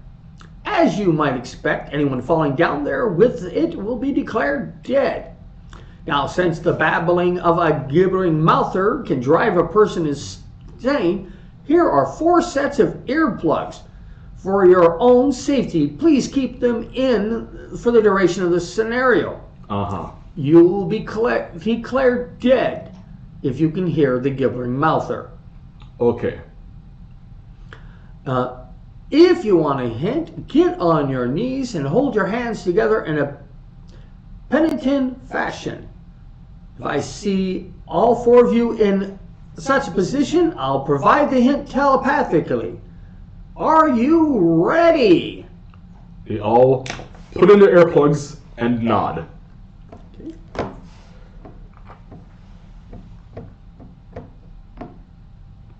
Begin? Begin. Okay. All right. So, I just wanted to clarify something real quick. I had 3 potions, 1 blur, 1 spider climb, and 1 poison. 4 potions. What's the 4th one? Okay. Water walking. Water walking. All right. So here is your first potion. That is in spot number 1. You are going to play as him. Okay. You don't get any of the other potions. You cannot communicate with each other verbally. Okay. And this is a white potion. It also says rat. Okay. And that is by Michael Wallog Cerilon. Okay. So right now, unlike normal, you are going to only be playing Michael. All the other characters you have to communicate with, aka me, to simulate the fact that you can't just know everything. Okay. So, Michael is going to hold up the potion to show everyone. He's going to point at the top. Everybody picks up their potion and looks at it. And then he's going to pantomime.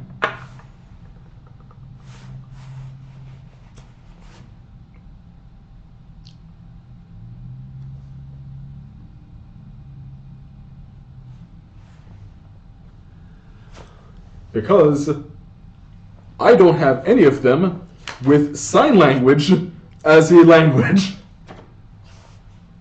Yes. So, Michael is thinking this is rat poison. So, he is going to, he's going to say, me, and point to, Joannie the Firehearted. And then point at the potion.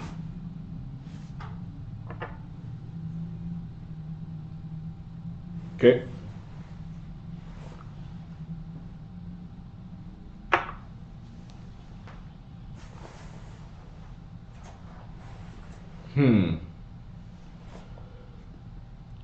Okay.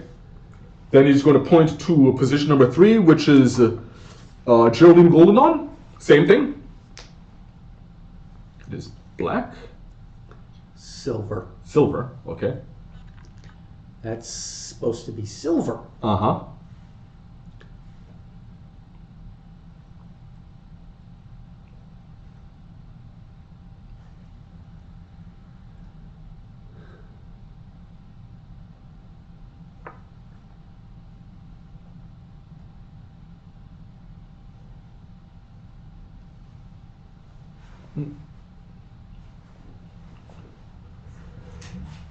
Points at his.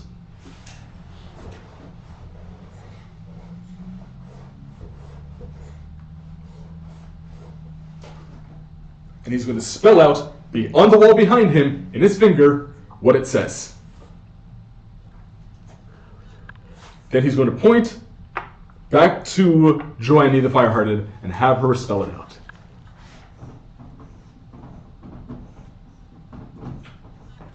All. A-L-L, all. Now over to Geraldine.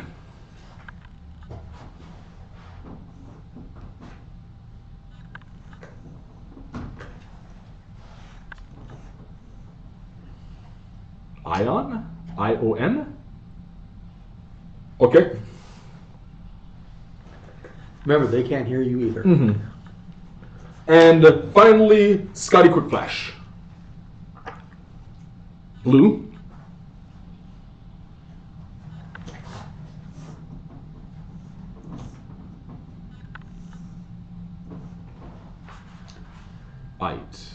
IT. Huh. Okay, this is going to be weird. Okay. So we have rat, all, ion. She's going to point at the Scotty Quickflash again. That was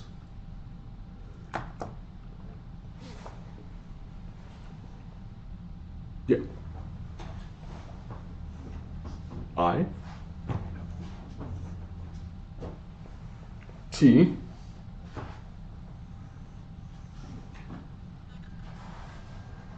E ITE rat all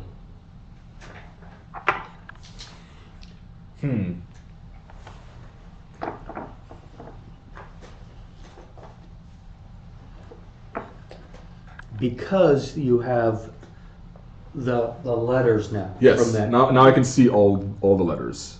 Yep.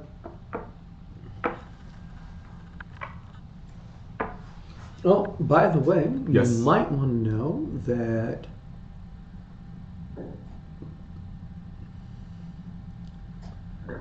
your position, you have an immovable rod, Immovable rod. right, which Okay. you clearly labeled along its side, and plus you've already used one. Yeah. And position number 2 has the 10-foot length of rope.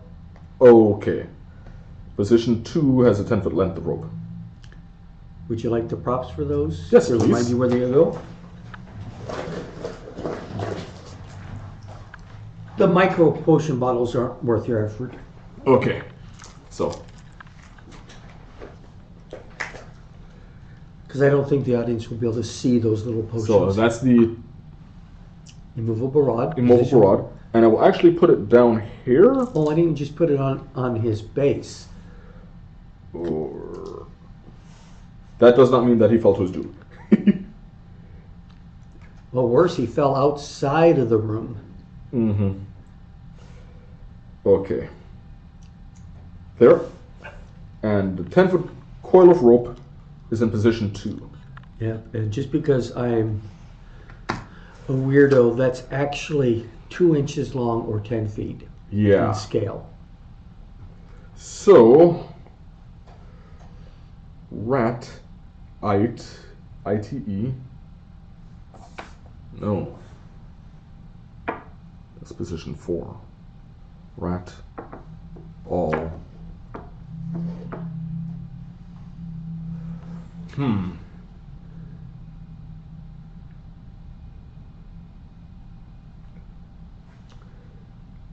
Michael is going to pop open his, and he's going to show and then point to Joannie. By the way, what does he smell on his? Nothing. Nothing. Okay.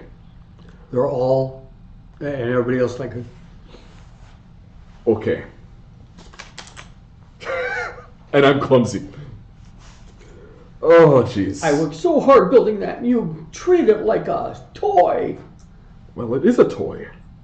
Hey. Toys are fun and should still be treated with respect. Okay. So I want to, he's not speaking out loud, but I'm just letting everyone know what my thought is. I'm trying to figure out which one is the potion of spider climb. Because the person who has the potion of spider climb can then go to the person with the immovable rod and the rope, and basically have them hold onto the immovable rod and the rope, and they can drag them to the pole. That's a primary one that I'm trying to find. Okay. The problem is one of them is poison, and I don't want someone randomly to die. So you'll need to figure out which one is which. That's what I'm triggering. That's what's holding me up right now. I have a plan for after I figure out which one is the spider climb. Right. Yeah.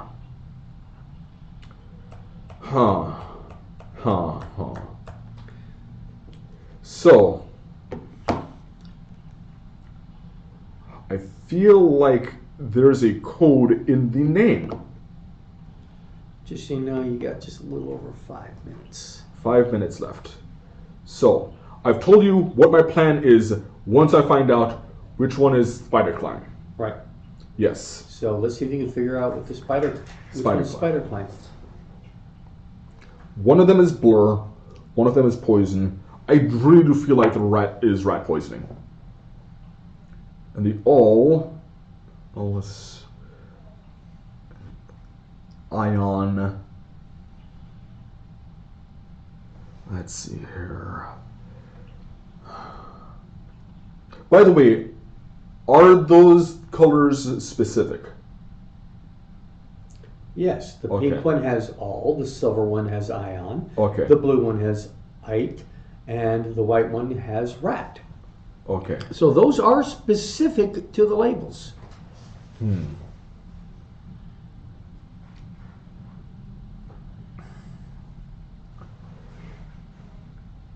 Okay.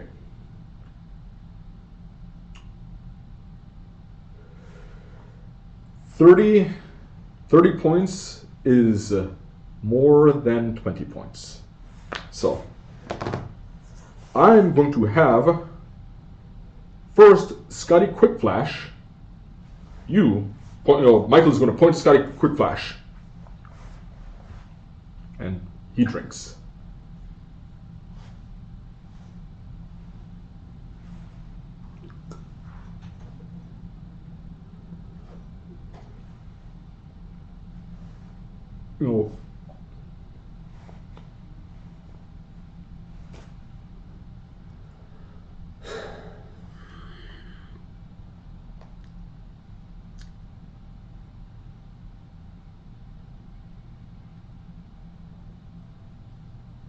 And that was me doing 3. 3-0 is 2-0 is smaller than 3-0. Talking about the points.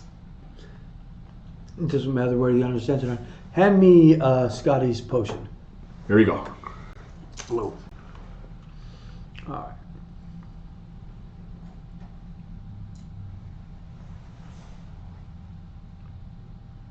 Drum roll.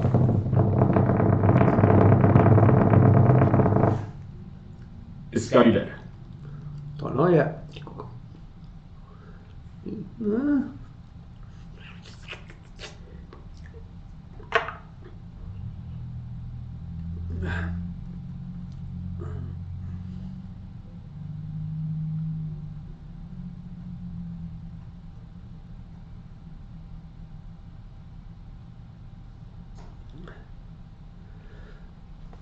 No? Okay, so that one wasn't poison. Is he starting to blur? He is blurring. Okay, that's blur. And that was it. Okay. 33% chance. Okay. Point to Geraldine Golden Dawn. You. Drink.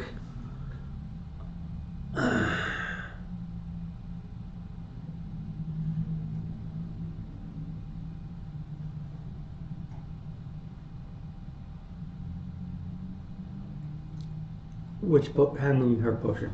That should be Ion.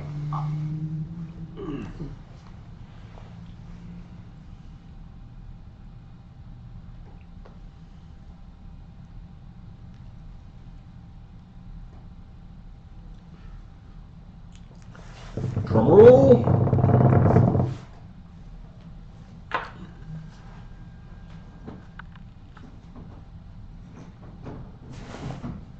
Yes.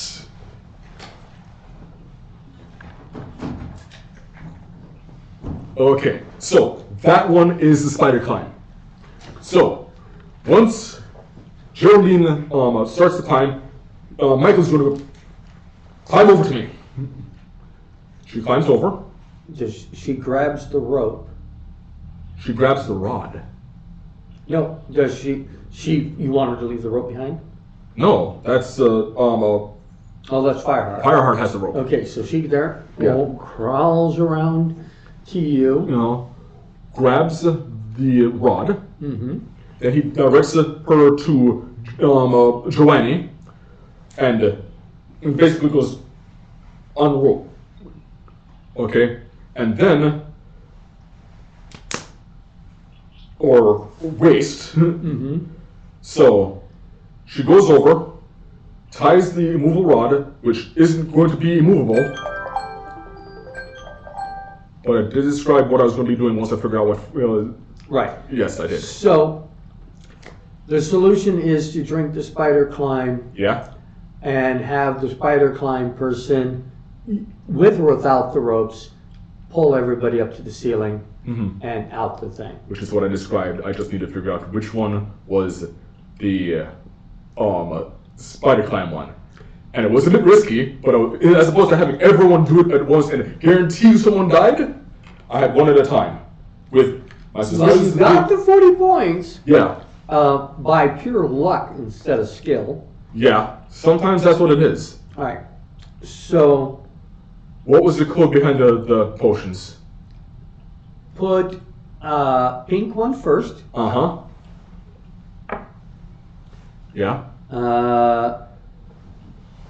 Blue. Mm-hmm. Then silver. Pink, then silver. Pink, you said pink? No, it goes, yeah. The first one should be, pink. Yeah. Then blue. Uh-huh. Then white. Mm-hmm. And then silver. And that says all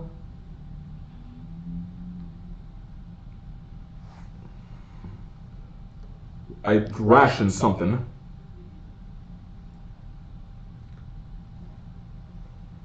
It's all one word. Alliteration. So, what can you get from the word alliteration? Alliteration. Oh, jeez. Alliteration. Jeez, my vocabulary. I'll give you a hint. Lana Lang Yeah. is an alliteration. It's two words with the same First letter. first letter. So like Clark Kent, Lana Lang, Peter Parker, not Bruce Wayne, but where there's it's like the opposite of rhyming, where the comparison is at the beginning, not at the end. Okay. So what would you solve with the words alliteration? I would assume that the colors have alliteration with the potion. So pink would be poison, Correct. blue would be blur, white would be water walking, and silver would be spider climb. Exactly. Yes. Well, That's how clever people would have done it, as opposed to lucky people. But I figured it had something to do with the wording, but yeah, as the saying goes, sometimes luck is being lucky is better than being good. Yes. Oh, Okay. righty then. But I did voice out what my plan was once I figured out what spider climb was, and it's just a matter of figuring out which one spider climb was. Right. And then technically you have to enact the plan. Yeah. So you guys had to really rush to get out of there. Yes. Okay. But and now we're going to be moving on to the unboxing. So after the jump. Welcome back to the RPG Talk Show. We're going to go into traps. Well, not traps and riddles, but unboxing. Yes, because we just finished Traps and Riddles, Yes. which you got in a hair split second out of pure luck. It wasn't pure luck, because I said that I was willing to go 30 points out of 40. I was originally thinking have everyone drink potion at the same time, because then one of them was going to be poisoned, but I figured if I do one at a time, there's a decreasing percentage chance that eventually I'll get spider climb before I get to poison. So there was some skill in the chance. Anyway, unboxing. We're going to do Wondrous One-Shots first. Yes. Wondrous One-Shots is one of those boxes. Yes. The link will be in the doobly-doo. Yes. It is a monthly box. And this one are modules that are designed to be played once. Okay. Not necessarily part of a chain or a campaign. And they can be anything. They'll go wild on these things. Yeah. So, we've got the standard piece of paper that your cats like. Yep, my cats love them. Oh, wow. Yep, this is a special box. I like these. There's some weight to this. Yeah, this was meant to be an old-fashioned, not OSR, old school rules, but old school feel. These I like these. I like these. That is not plastic. Yeah. This is metal. Yeah, and it's supposed to be pewter-like, so Yes. I don't know what it actually is. This is too hard to be pewter. You hear that? Yeah. That's metal. It's got some weight to it. Oh yeah.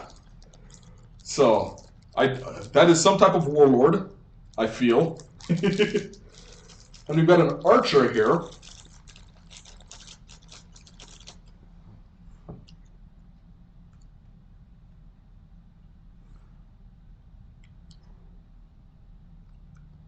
Looks like an orc archer. Okay. Yeah. From what I can tell from this distance, it's a Warforged. But They might as well all be Warforged. Oh, I'm a sucker for metal.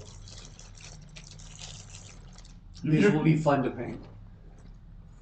You know what? I wouldn't want to paint these. They do have a certain beauty just being unpainted metal. Yeah, getting this look in painting is a pain. Sometimes unpainted metal is beautiful. Well, I think it's at least had a wash. Yeah.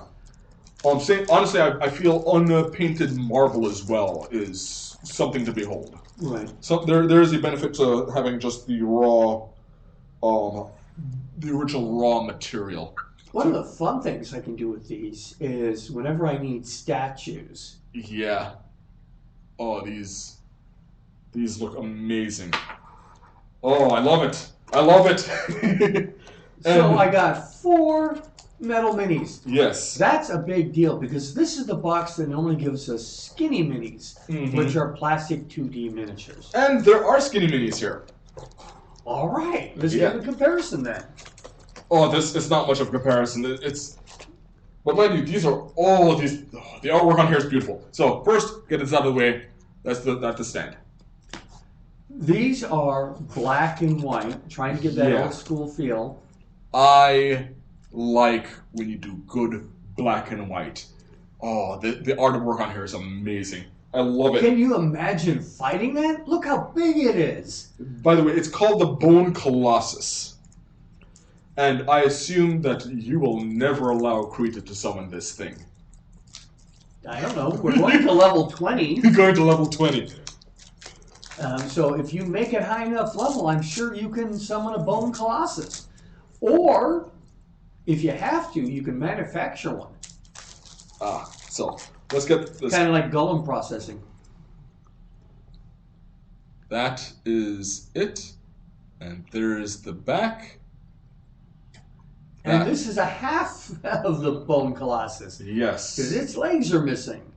Oh, I love the artwork. Stand it, put it behind the miniatures.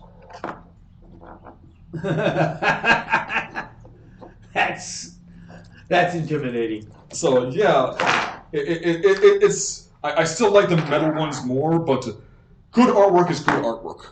Yeah. And there's some really good black and white here, and I'm just gonna place that right there. Oh jeez. Let me. I'm sorry. I'm excited. I am excited. When I see good, not just good artwork, but there's good inking here, and inking specifically in the style that they're doing, where it's black and white, and it is amazing. This is the type of response an unboxing should have. Yeah. It is highly stylized. Get the lights out of there. And they fit with the metal minis. Yes. And again, this is another reason why you might not want to paint them. Yeah. So this kind of gets into the whole idea of, for example, like I have a tattoo. If you can see it. There. And yes, I went with it is colored. But that doesn't mean that I like some good black and white tattoos. Yeah. It really depends on the execution, and this is an example of good execution in black and white. I saw these nice black and whites where, black was the line work, and they used white for the fill. I've seen a lot of black and pink or black and flesh, so it's just the line work.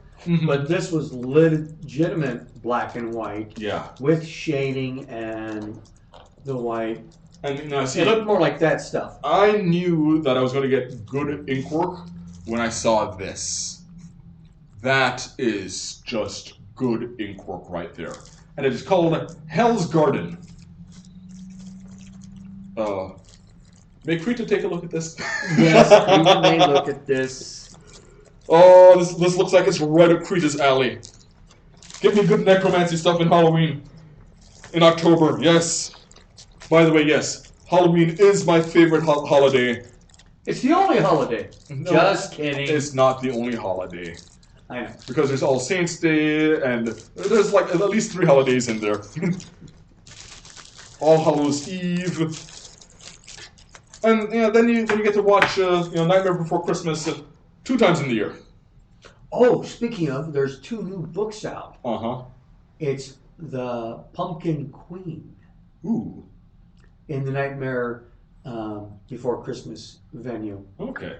So, read the back. Is there a back? Yes, there is. So, it says, Hell's Garden, and you can admire the front while I read the back. Hell's Garden, prepare to take your table into this wondrous one-shot. Escape the darkest dungeon. The party awakens trapped beneath the cursed castle of the Crescent Well. To survive the horrors ahead, they must seize every opportunity and outwit the dungeon's many dangers. But looming over it all is the enigmatic Baroness Grima Shredafir, whose dark obsession threatens not just their lives, but their souls. This wondrous one-shot is intended to be played as a standalone adventure compatible with 5e and 24 updates. Use the Crescent Well dungeon and Grima's Rose Garden battle maps to run the adventure presented in this one-shot.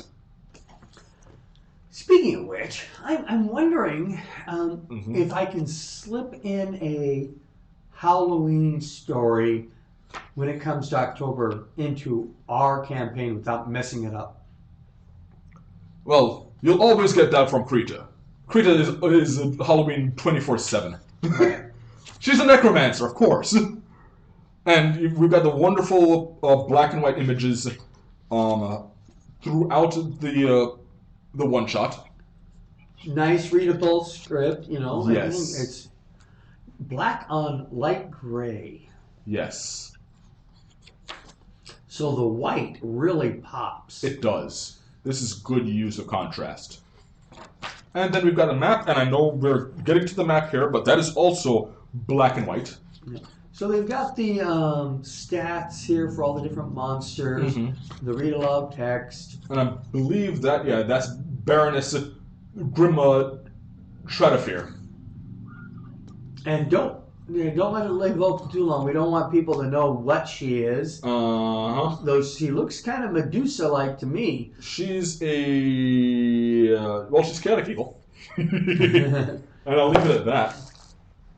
Okay. All right, let's see what these maps look like. Oh, now, these are battle maps. Yes, these are battle They're maps. large enough for your minis to walk around on in scale to the mini. Oh, dear God. And I love collecting maps and minis. These look amazing. You're upside down. Am I? Okay.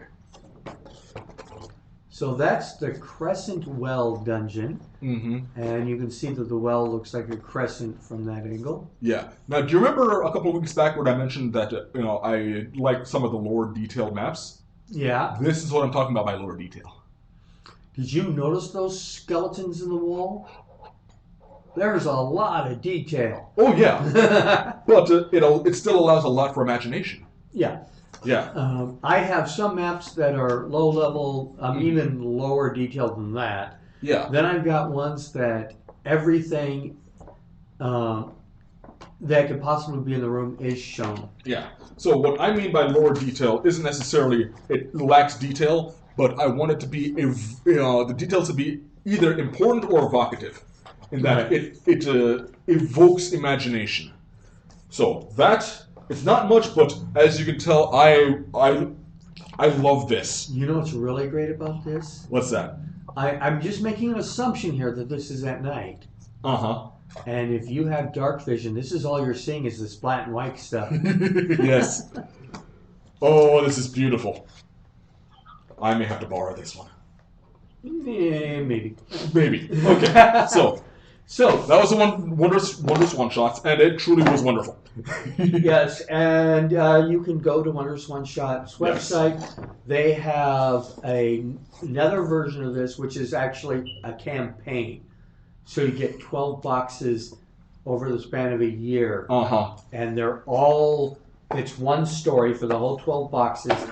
And they even have kind of like legacy games. Yeah. So your decisions that you made in the first one affect what happens in the next one. Oh, they carry over? Mm-hmm. Okay, so I'm going to set those up a bit with that. And then we'll move on to the cards. Okay. Okay. But definitely want to advertise that this is Wondrous One Shots. Okay. So we have these cards, and these are the spell cards that you were talking about last week? Yes. These are the what do I call those things? Those are the demi-dice spell cards. Yes. Now, this is an Etsy site. Mm-hmm.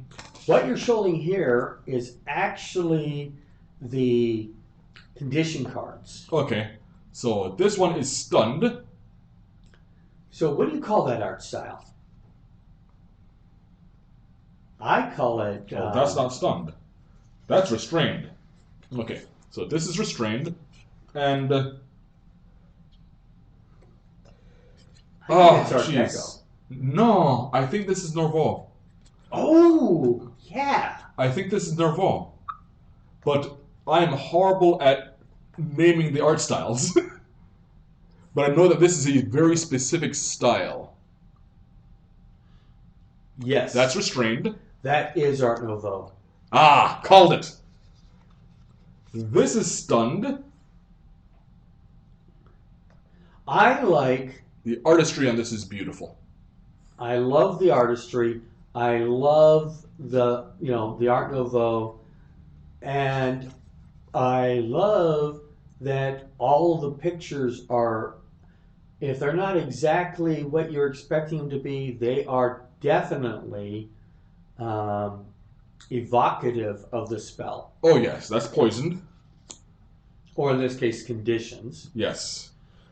Unconscious. Now, these are, not everything he has is 2024 capable. Yeah. But that is something that can definitely be done. Oh, these are all beautiful. I would love to see a Taraka deck in this style. He has one. Oh, yeah. He has the deck of many things. Mm-hmm. But I do Paralyzed. have a couple pieces of advice for you. Mm-hmm. When you print these out, print them on a cardstock like I have done. Yeah.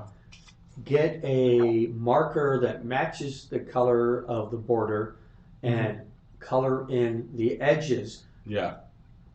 One thought was to put gold around the edges. Yeah. Or to match the color. We chose to match the colors. Mm-hmm. The other, I have only one complaint about these. What's that? If you'll notice, some of the backs are not lined up appropriately. I did notice that. So, for example, with this one, this is incapacitated. And honestly, the art is beautiful, but I don't think that this is evocative of incapacitated. That was what I thought when I saw them too. But if you'll notice on the back, the rules are cut off. Well, just the title of the rules. The rules are there. He is technically incapacitated because there's nothing he can do there.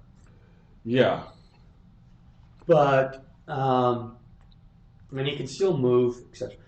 That's not the most perfect. All the other ones though seem to be perfect.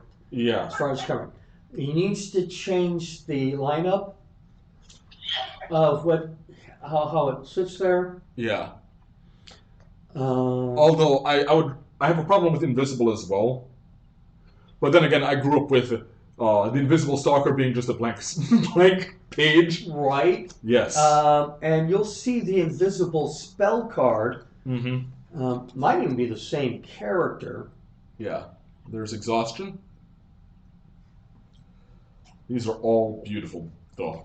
So our link that we're going to have is to his Twitter site. Not his Twitter site. It's to his Etsy page. Yeah. But there's another one that should be to his Patreon. Okay. And Blinded.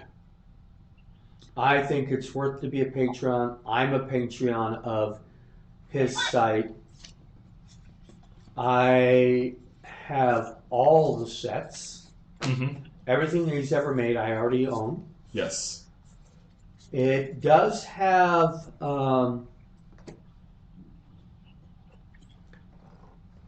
the slight.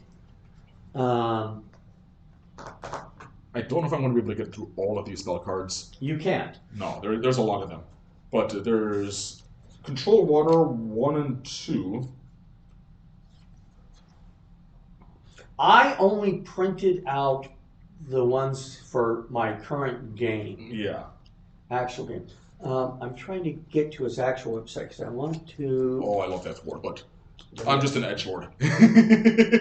I thought you would like that. There's a lot of cards that your necromancer is going to want to have. Detect Magic. I'd like to give you some price ideas. Yeah. There is the Ultimate. Oh, and congratulations! They're still on sale. The 5e spell card bundle cost me $36.67, which is 70% off of the $122.23 according to the website. Yeah. I was under the impression that was going to expire soon. It may expire soon. According to this, ends in 21 hours. Get them while they're hot. Definitely check to see if the bundles. Actually, chances are by the time this goes live, that sale will be over. It might, but I would suggest that people, even if they can't get it on the sale price, or if you can get it at the sale price, definitely get the D&D Ultimate Bundle. Yeah. And that's $122.23, which is 75% off the $488.94 that it would normally cost you. What do you get for the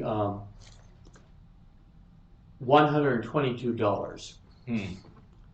Everything. Everything? It's lifetime access to the ever-growing shop content. Okay. So you pay a one-time fee. of, yes, it's a lot of money. Mm-hmm. If you get on the sale, $122.23, and you'll get everything he's ever created, which includes cheat sheet. No, not those. Back up here. Well, I do know that you said that he has this as well. Just had it in the background, which is the initiative log. They've got that. They have equipment cards, ability cards like fighting style, charitable. We've got cards here for adventuring gear. Yeah. Treasure, gems, wands, rods, and scrolls of magic items, and they're all using the same type of art style for most of these. Now, one thing that I've noticed on this, and I'll use this entangle as an example. It's something that a couple of things that I'm actually happy to see that he did. Yes, I can talk about how great the art is, but I'm also a big proponent of I want it to be functional. So, look at the stuff on the bottom. Right at the top, you've got the spell name. At the bottom, at the front of the front, you have its conjuration, which means its school, its level, its range, its action, concentration, verbal, somatic, all the stuff that you normally see at the header of the spell, right there at the bottom of the card. Then, when you flip over and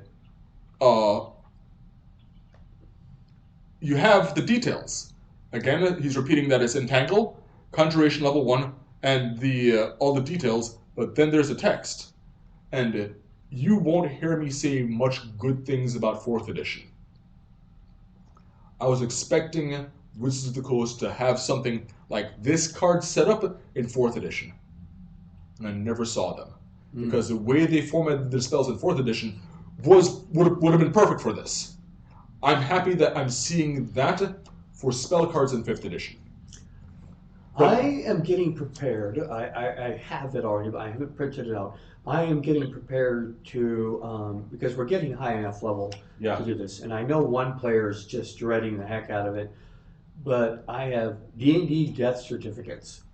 And the neat thing is they come with a ticket, which is your invitation to create a new character with the guidelines for creating the new character. Can I get one for Krita already? Oh, well, he's technically already dead. Exactly, that's mine. That's mine. We'll get you a death certificate, yes. Oh, these, I absolutely love these. There are so many cool things. Yeah, and I love that, with the exception of, for example, the one with Control Water, where it's multiple pages, these have all been individual artwork. And they don't look AI generated. I really hope they're not AI generated. I don't think so. I don't believe so. Which means every single one of these is a lot of work. Yeah, I don't know if he digitally or hand drawn these. He told me when I was asking about which ones he's got transferred.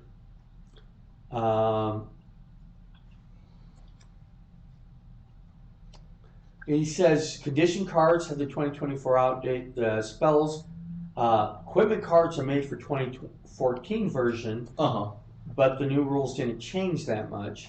As for monster cards, they're for 2014. I will add 2024 monster cards, but those will be illustrated and available at the end of the year. It takes a long time to make all the graphics, and I'm making other projects at the moment. So it sounds to me like this is his own artwork. Oh yeah, and these are all beautiful. Here he is selling them on Etsy, but he could be doing all kinds of graphic artwork. Oh yeah. I would love to see a graphic novel illustrated by him. Oh yeah. Or at the very least, the cover.